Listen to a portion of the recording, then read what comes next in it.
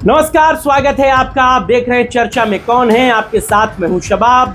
आज चर्चा में है हमारे पियर का चाचा ओम प्रकाश राजभर। उत्तर प्रदेश की राजनीति में दोस्तों एक दौर था जब नेता अपने साथ खड़े लोगों की छवि देखकर डरते थे कि मेरे साथ कौन फोटो खिंचा रहा है, इसकी इमेज क्या है, बाहर ये फोटो जाएगी तो क्या लोग कहेंगे कि नेताजी इनके साथ खड़े थे, ये काम हो रहा है, वो काम हो रहा है। लेकिन दौर अब बदल गया।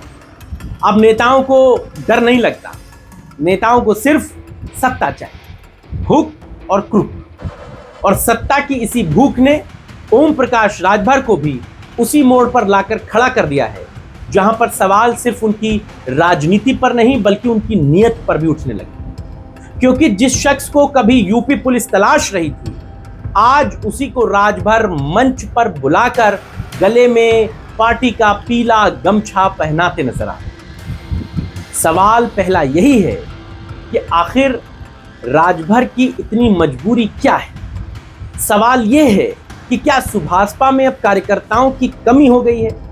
क्या पार्टी के पास साफ छवि वाले चेहरे नहीं बचे हैं? या फिर ओम प्रकाश राजभर अब सिर्फ ऐसे लोगों को तलाश रहे हैं जो चुनाव में दबदबा दिखा सके? क्योंकि राजनीति में जब कोई नेता विवादित चेहरों को खुलेआम मंच पर सम्मान देने लगे तो समझ लीजिए उसे अपनी राजनीति बचाने की बेचैनी सताने लगी। असल में हुआ ये कि लखनऊ में ओम प्रकाश राजभर प्रदीप सिंह कबूतरा को अपनी पार्टी ज्वाइन कराते नजर आए। उनके साथ तमाम और लोग भी थे।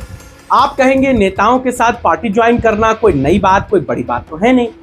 लेकिन जिस व्यक्ति ने ओम प्रकाश राजभर की पार्टी को ज्वाइन किया है वो कोई छोटा मोटा आदमी नहीं। प्रदीप सिंह कबूतरा आजमगढ़ के रहने वाले हैं।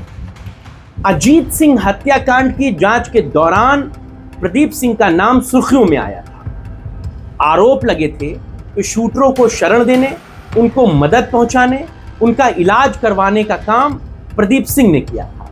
लखनऊ से लेकर दिल्ली तक पुलिस छापेमारी करती रही, पुलिस तलाशती रही, लेकिन प्रदीप सिंह कबूतरा पकड़ में नहीं। और आज वही चेहरा राजनीतिक मंच पर बैठकर नेता बनाया जाता है। राजभर की राजनीति का ये नया चेहरा। ओम प्रकाश राजभर की राजनीति को जो लोग समझते हैं वो ये बात जानते हैं कि उन्हें समझना बड़ा टिपिकल है। वो जहां फायदा देखते हैं वहां खड़े नजर आते हैं, जहां सत्ता होती है वहीं पर वो समर्थन दे देते हैं। कल तक बीजेपी पर हमला कर रहे थे, आप बीजेपी में मंत्री हैं तो बीजेपी के सिद्धांत बता रहे हैं, बीजेपी की अच्छी बातों को बता रहे हैं।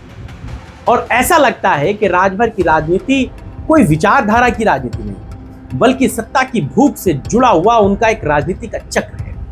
यही वजह है कि अब वो ऐसे लोगों को भी पार्टी में शामिल करने से हिचक नहीं रहे जिनका नाम सुनते ही सवाल खड़े हो जाते। क्या अब उत्तर प्रदेश की राजनीति में आरोपित होना भी आपकी योग्यता बन गया है? क्या अब पार्टियां ऐसे चेहरों को इसलिए शामिल करती हैं कि उनसे कुछ फंड मिलेगा, उनसे कुछ डर पैदा हो सकेगा, भीड़ जुट सकेगी, चुनाव प्रभावित हो सकेंगे? अगर ऐसा है तो फिर लोकतंत्र और गैंगस्टर राजनीति में कोई फर्क बचता नहीं। जब सवाल उठने लगे तो पार्टी के नेताओं ने कहना शुरू कर दिया कि ये वो प्रदीप तो है नहीं। असल में जब उन्होंने पार्टी में प्रदीप को ज्वाइन कराया तब लोगों ने ये सवाल उठाया कि प्रदीप पर तो ये आरोप है। तो ओम प्रकाश राजभर के बड़े बेटे अरविंद राजभर ने कहा कि ये वो प्रदीप नहीं है, असल में एक नाम के कई लोग होते हैं, लेकिन तस्वीरें तो झूठी होती नहीं।